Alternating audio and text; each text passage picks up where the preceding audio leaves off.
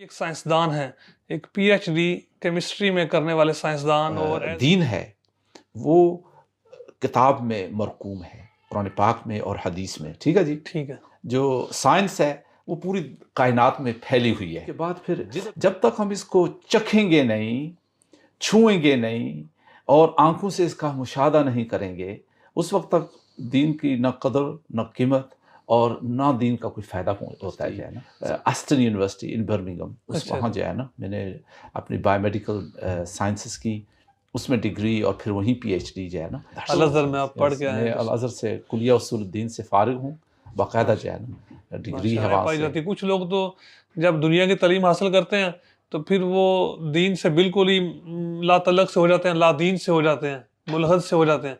लेकिन कुछ लोग ऐसे भी हैं कि कहते हैं कि जब जो ही बंदा जो दीन जानता है तो दुनिया में ऐसे साइंस देखता है, साइंस में ही ऐसे साइंस नजर आते हैं